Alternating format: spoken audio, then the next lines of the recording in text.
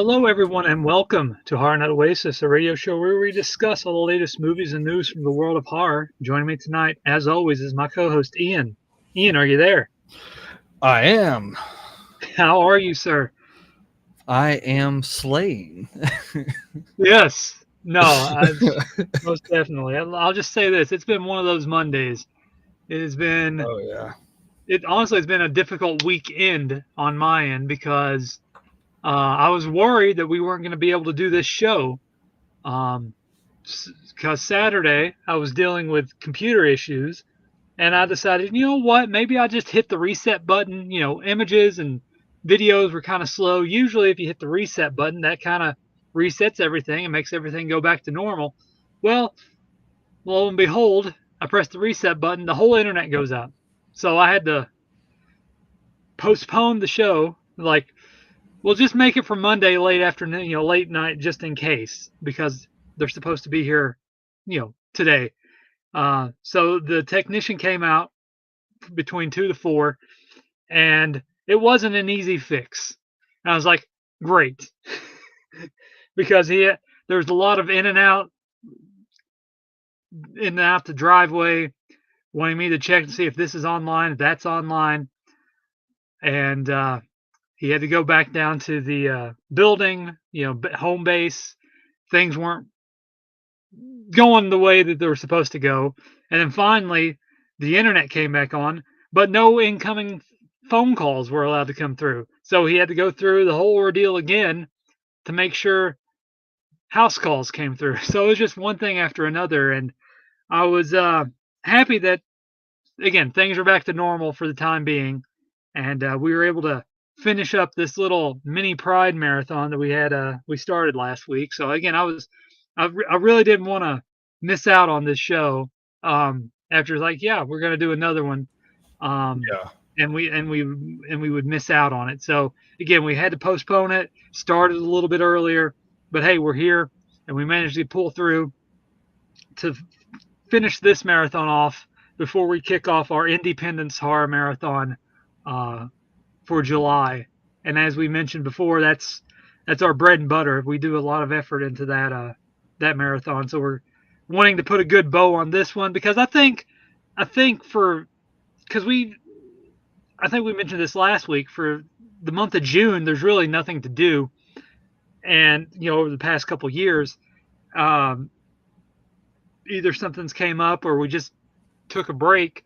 And so I'm thinking, hopefully, if, again, Lord willing, if nothing happens, we can keep this Pride theme for the month of June and just do interesting Pride themed movies for the entire month of June, because it's always interesting to see that side of horror. We don't discuss it that often. Again, we review a few here and there that spring through the cracks, but nothing like we go on our way to search for, out of our way to search for. So I'm always open to new thrills and chills and interesting ideas, and that's what we're going to do for June for the up future shows for the future years. And we'll start this one and finish this month off with our final film of this little tiny mini marathon with Slay, which just came out last year. It's a Tubi original, and they've been sort of Tubi originals has sort of been not too bad here lately. One that kind of impressed me was Baby Blues. That one was actually a pretty fun one. It gets kind of little disgusting towards the end. I mean, for a normal viewer, because it takes some. There's a turn towards the end of that film, which is just it's always fun when it goes that route. But yeah, like Baby Blues, if you haven't seen that one, I say check it out. And this is another one that came out sort of tail end of the year, and of course, it's called Slay, and it is about a group of drag queens that are perform this burlesque show. In a sense, it's sort of well, it's not really a burlesque show, but it's just they go out and they it's a perform this drag act. show. Yeah, I drag love it. show, music, karaoke, musical performances, and they're in their van and they go to this place called what was it? Buck something. But anyway, it's supposed to be something Tuck instead, so it's the wrong bar. Um, and our characters, we have Mama Sue, Robin, Bella, and Olive. And Mama is of course, the lead bitch in charge. Basically, she's the head drag queen, and she basically keeps everyone in check. Um, Olive is sort of the take no shit black lady. She's just the in your face, take no shit, chick. Let's see. Bella is sort of the flamboyant, just crazy, out there angst, just fun one in a sense. And then Robin is sort of the laid back, sort of secretive in a sense. She's, sort of the girlish of them, feelings, are out there, wears them on her sleeve. And, she's basically the girl of the group in a sense. Even though Bella's sort of the more flamboyant one, you would consider her to be more girly, but definitely it's Robin in a sense.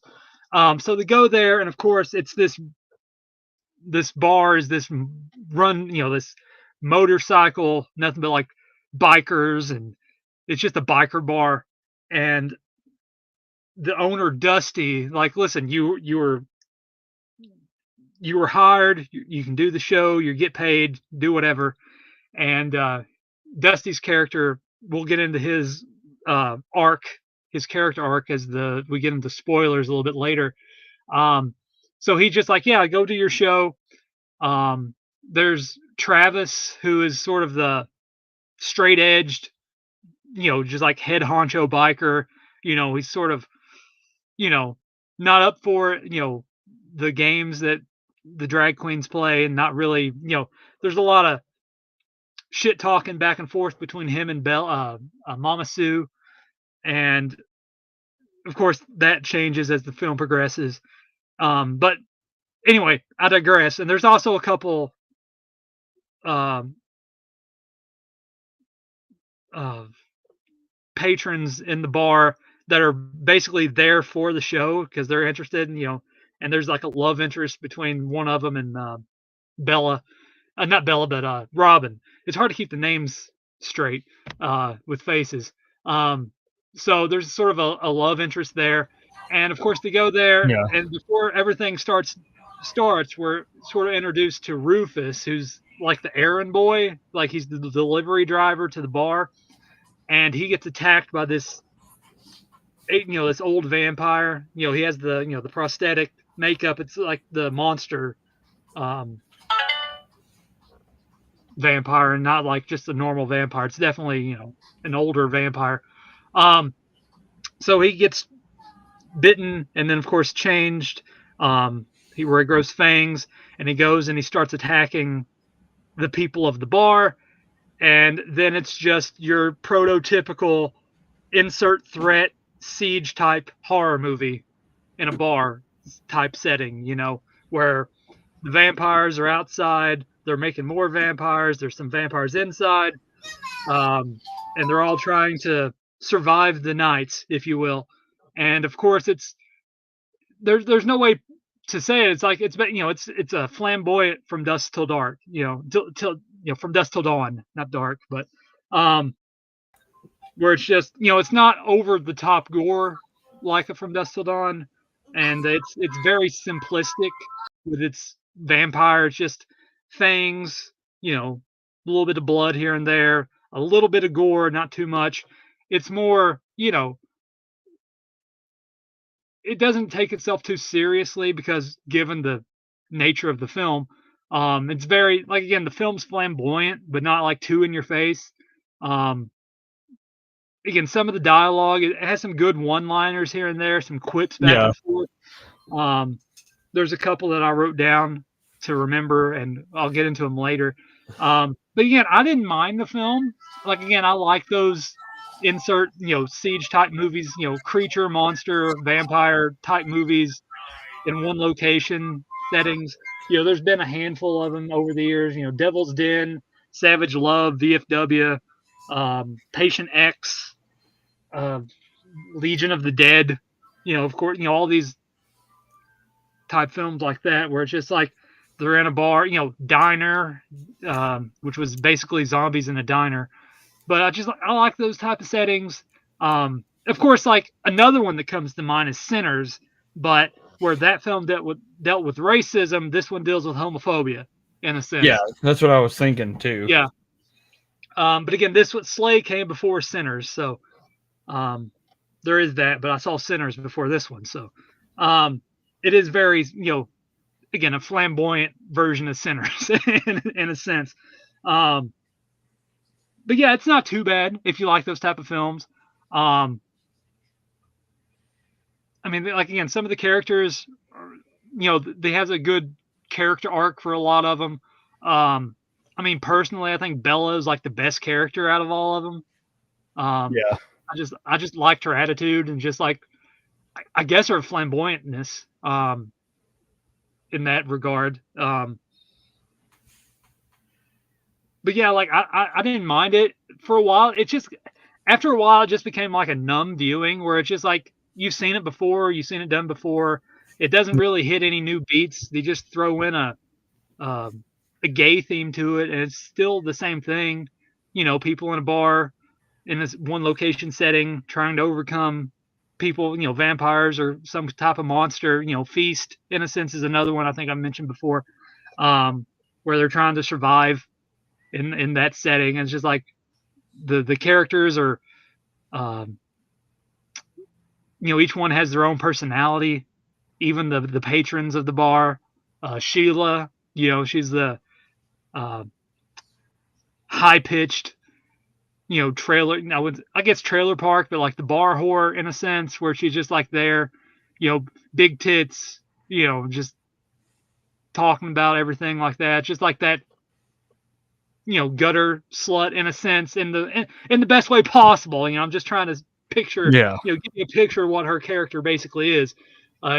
Bar trash, in a sense, where she just drinks, the biker girl in a sense. But then you have, again, Travis, where like he has his feelings set one way and then they just kind of change as the film progresses. The love triangle aspect, not triangle, but the love aspect of Robin and the other character. And of course, Fat Boy. I love Fat Boy.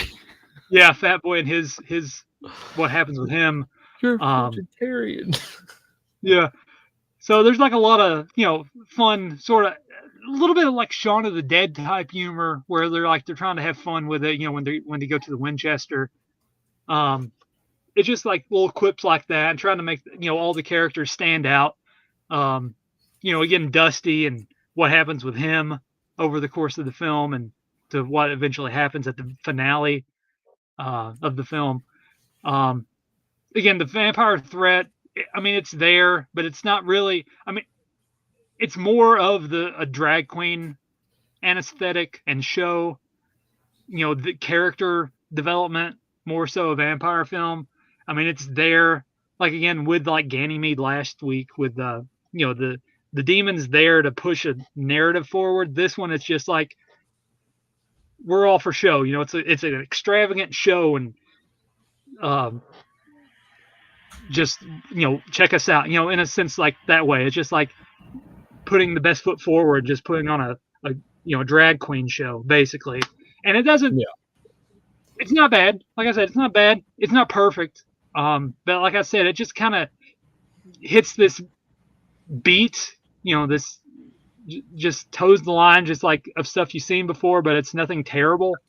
And like, you're just watching it and you're just like, yeah, this is fine. It's nothing amazing, but it's trying to have fun. Like again, like some of the, I mean, it's not the funnest, but it's trying to, and you can see they're having the time of their lives, just like having a fun movie. And I'm sure that on set it really came off that way. And it's just like it has a charm to it. I mean, but it hits all the same beats that you've seen done before, so I can't really fault it that much. Um, but yeah, Ian, I'll give your thoughts and then we'll go back and forth. I mean, like you said, it's not a perfect movie, and I went into that thinking it wasn't going to be like that. I mean, yeah, it's definitely like From Dusk Till Dawn meets oh man, so many of my friends are going to kill me for this. I totally just blanked on the movie with Wesley Snipes, the drag show. Tu Wong Fu. Yeah, Tu Wong Fu. I was thinking of Tu Wong Fu meets From Dusk Till Dawn. Yeah. And I was like, I mean, I love this. Like, or Priscilla yeah. Queen of the Desert or something like that. There's probably more of that one. Because that one featured a small town and they kind of, with the cops at the end. Anyway, yeah. No, this movie, it was fun. It had great moments. And it's like I made so many of those like quotes. I feel like this movie is pretty quotable. But I had fun with it. We may be creatures of the night, but we may be creatures of the night, but blood isn't what we were wanting to suck. Yeah, exactly. Like shit like that. Like, yeah. And then another one. This is the one I like. Time to teach these cocksuckers a lesson. And like, you're going to teach me what now? No, I was just like, that is, oh my god. I was like, I love this movie. It was fun. I'm glad that we went out with this movie too, because no, that's what I wanted to do.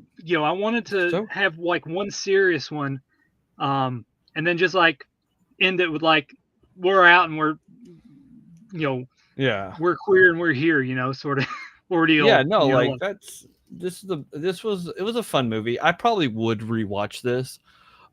This definitely would pair well with like, start off with Slay, then watch From Dusk Till Dawn, then watch Sinners, because they're all basically the same movie. Mm-hmm. I know I'm probably going. I was like, when I watched Sinners, I thought the same thing. I was like, this is just From Dusk Till Dawn, but with racism. And same with this movie. I was kind of expecting that, looking at the when I read the description of what it was about. I was like, this is just another From Dusk Till Dawn ripoff. But it's fun. It did it, it tried to do it as original as possible. Which I'm, got to give them props for it. Now, I absolutely loved the aesthetics of that bar. I was like, I love dive bars. Like, I feel comfortable in dive bars. And I was just looking at this movie and I was like, man, I really want to go to this bar. But it's, it's a fun little movie.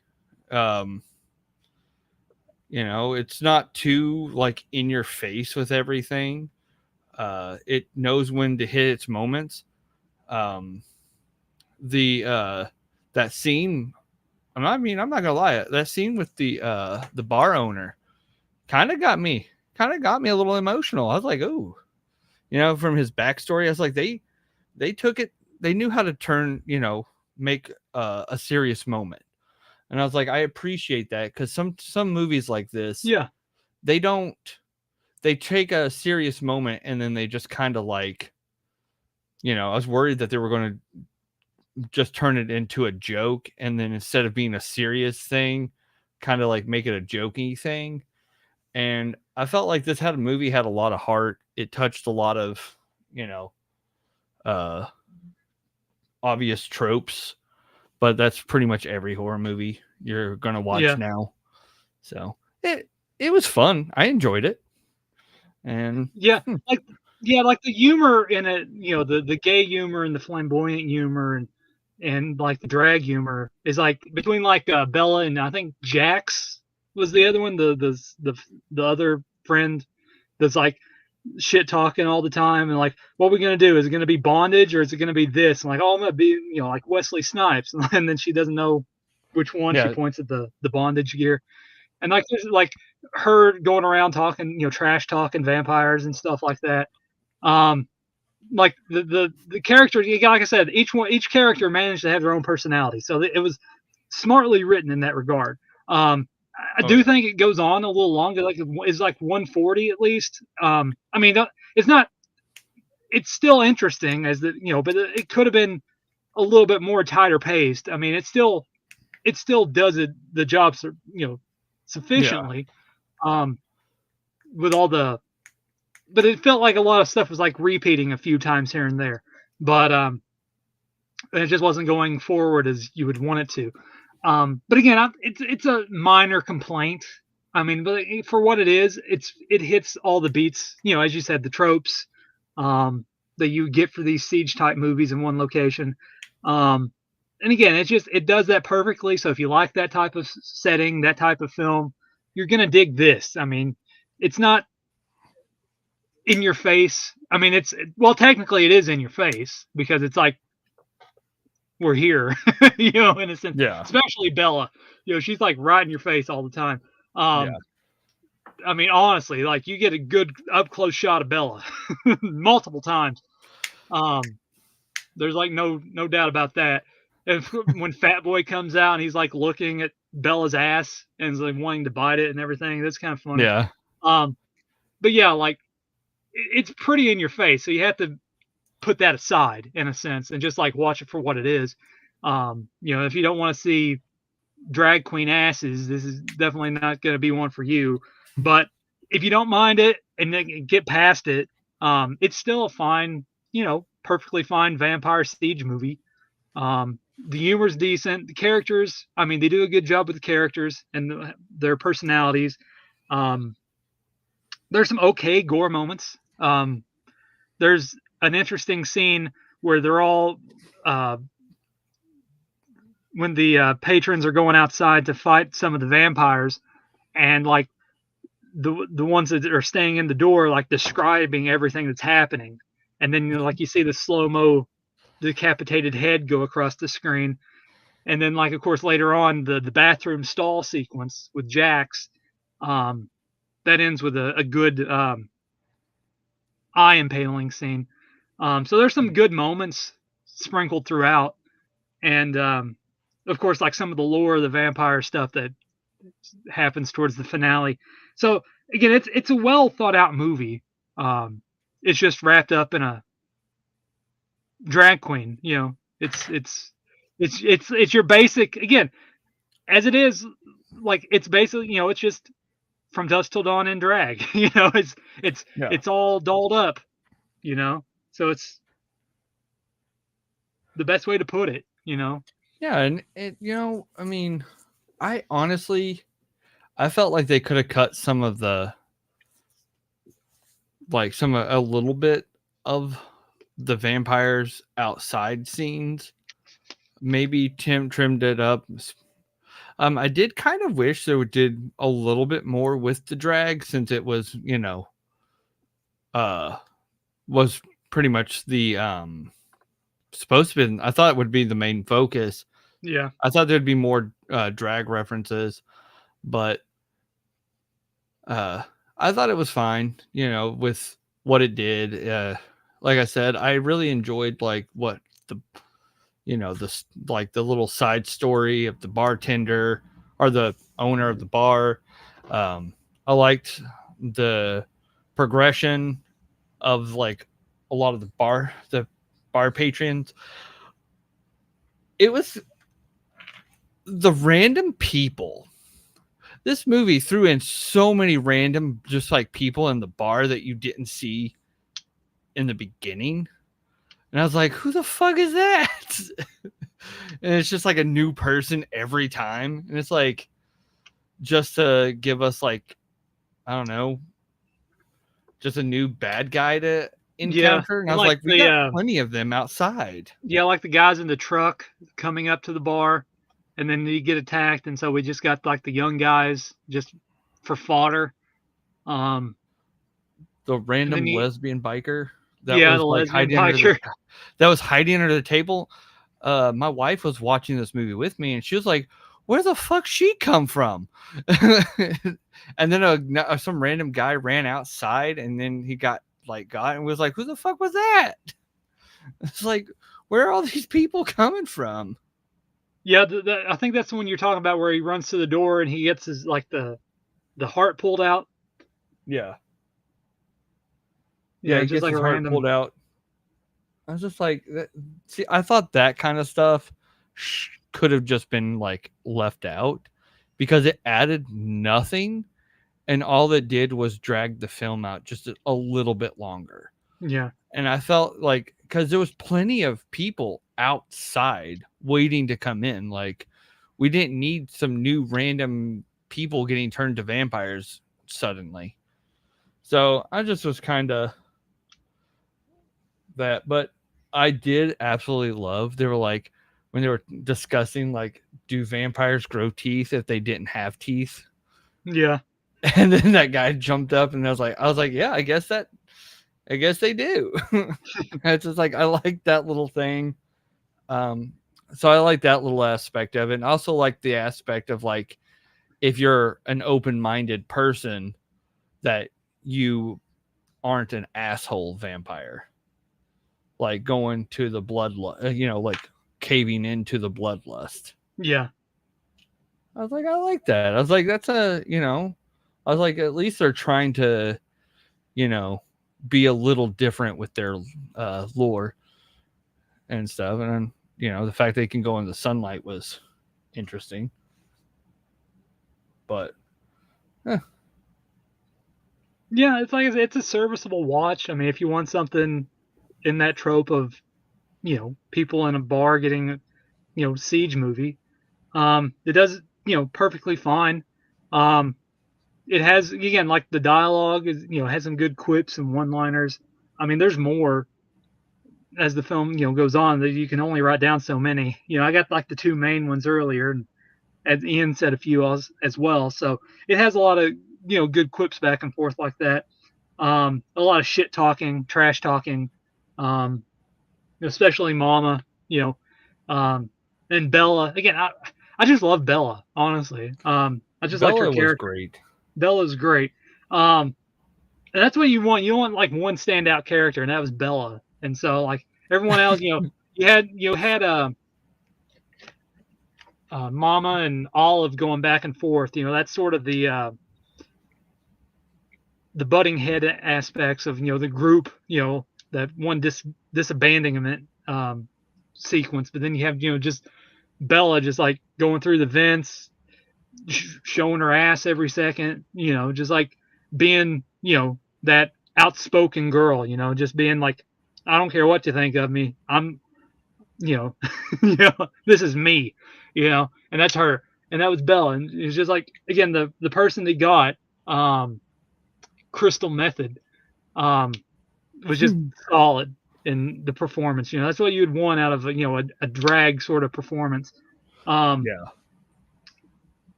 with some of these characters, and so I liked Bella, I liked her aspect, her character development from where it goes as the film progresses.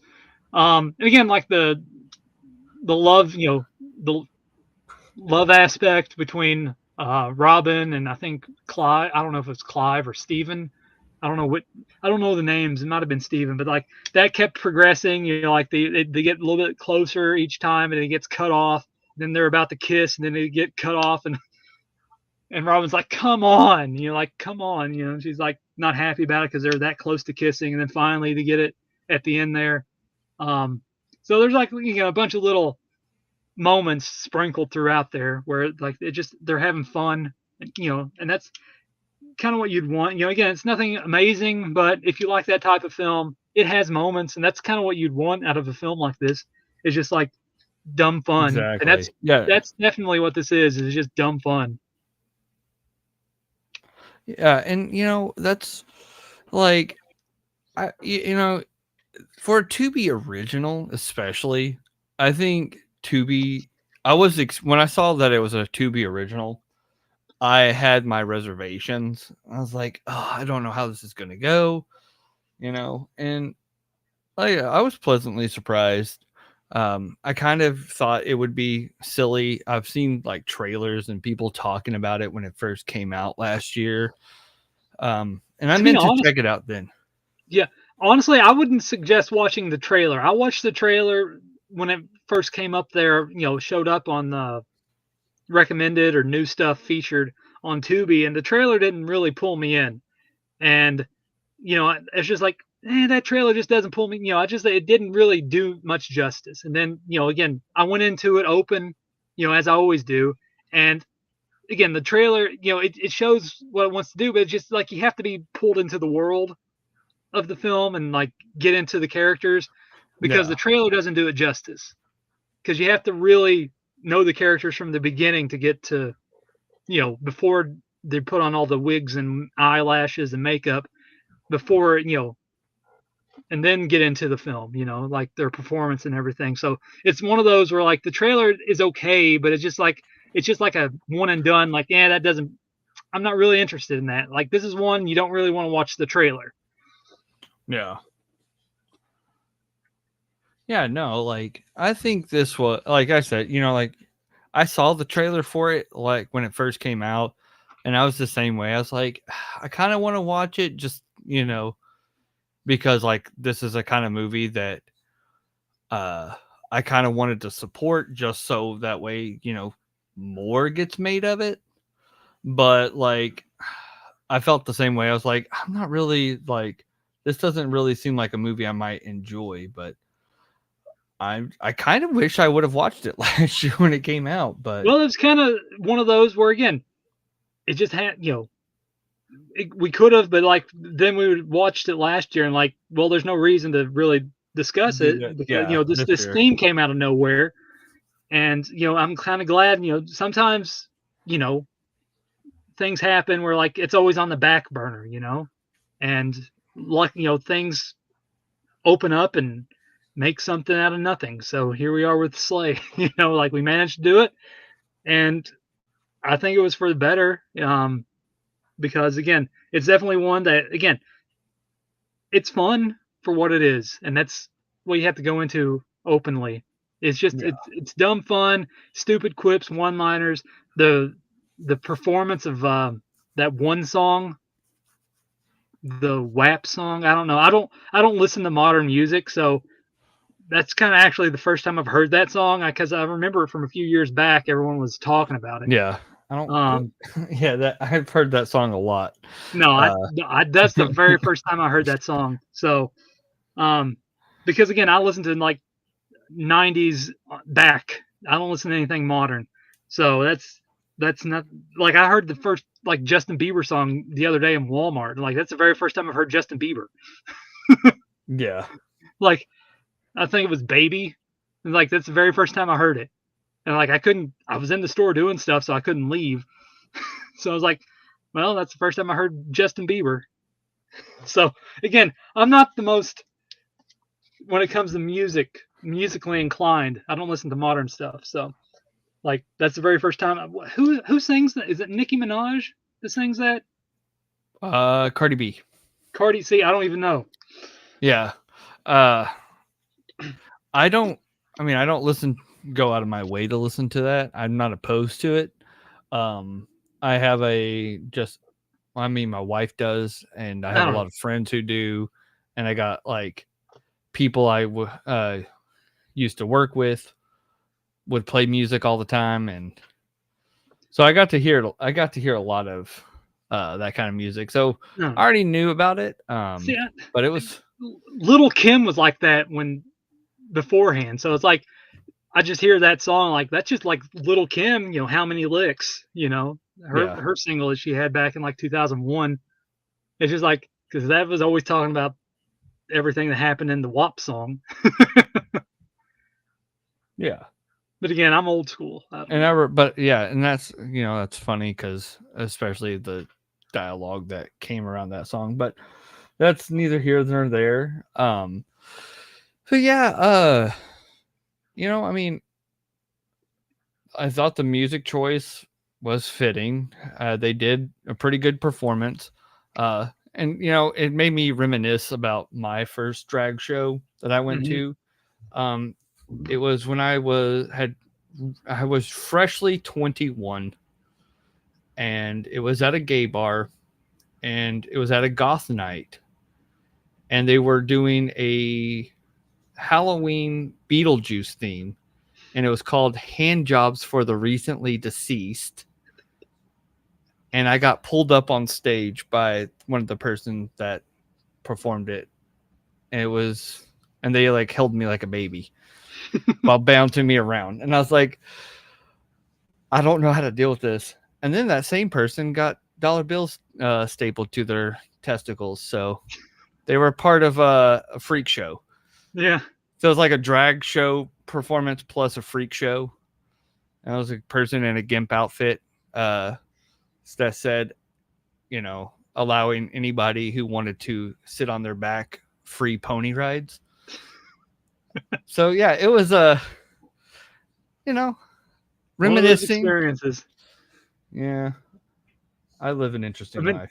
That's again, those are the things, man. You don't expect. Like I went to a Disturbed concert. It was my very first concert. And I didn't expect to see all the shit happening in the pit. And like there's a part where David Derham he threw water out into the crowd, and off to my right there was this guy that got water on, some of the water fell on him, and he's like holding his hands and just like rubbing it all over his body.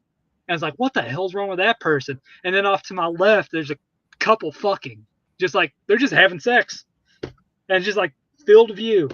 They're standing. Yeah, things. So like, I mean, most drag shows are like stand-up comedian. Like what you saw in the movie is exactly how drag shows go on. Like, some are more like if it's at a bar, it's usually more risque. But if it's at an all-age event, it's mostly just stand-up and like family-friendly songs. But it's just what it is. Like people just talking shit and and just lip syncing to songs while dressed up. That's it. I think it's pretty, it's pretty fun. I think Moorhead has just started doing drag shows. The Stargazers I've been wanting to go back down to Moorhead and check that place out because it looks fun. I think it's at the old movie theater, like not the one with the bookstore in it now, but the original like tiny little college student theater. Well, see, that one's still Coffee Tree.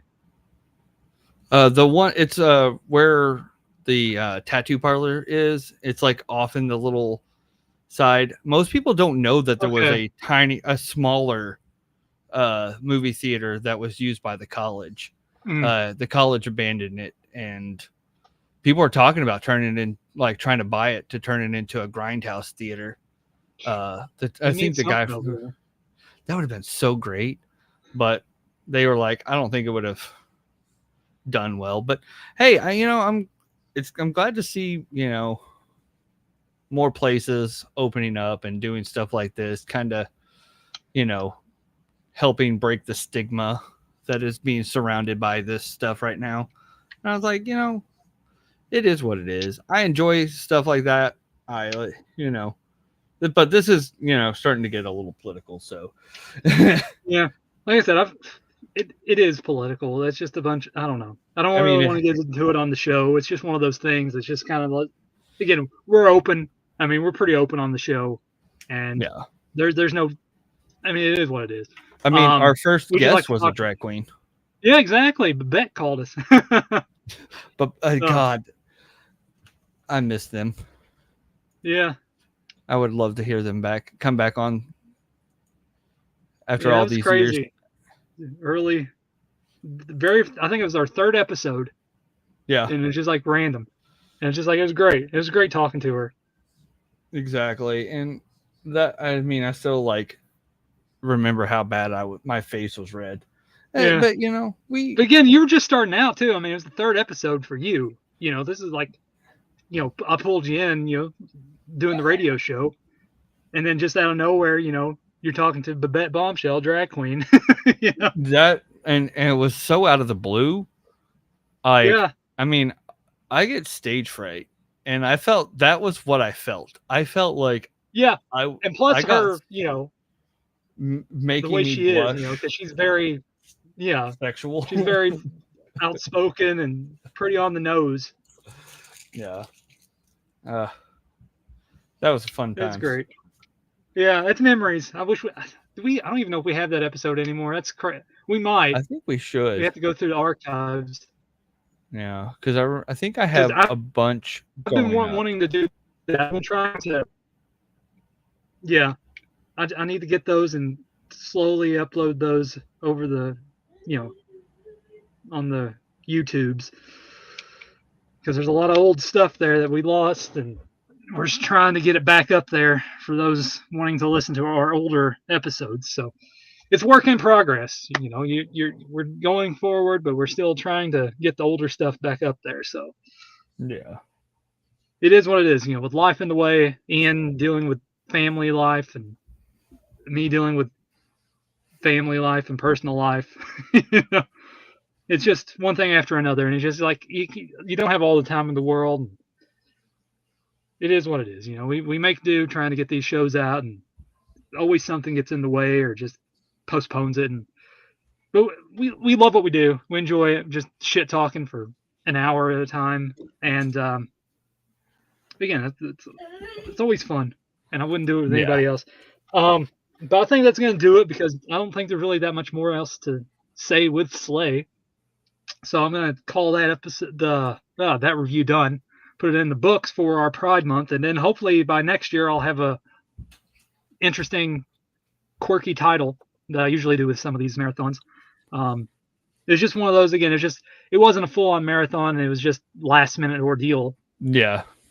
So this time next year, we'll definitely have a title to go along with the marathon. I'll have a full year to think about it, but we are gonna call this episode a show. And we have our Independence Horror Marathon right around the corner. Right around the corner. We actually might do a July 4th show. I mean, we'll see how that turns out. I'd like to, but Ian, if you're available or not available, you just have to tell me. And I'll do that. We'll figure that out. I got titles picked out. If we manage to do all of them or not, or a few of them, depends on how we feel. We might do a double episode on some of them. Who knows? It's just when we do the independent shows, we pretty much go all out. And so there's a handful of titles here that I have, that I found, that I want to discuss. Some from years prior that are kind of under the radar. Could do a Boneyard out of nowhere. Who knows? It's just like, as long as it's in the realm of indie horror, it's fair game. So with that, Ian, as always, it's great talking with you, and I'm looking forward to starting our next marathon with our Independence Marathon for July.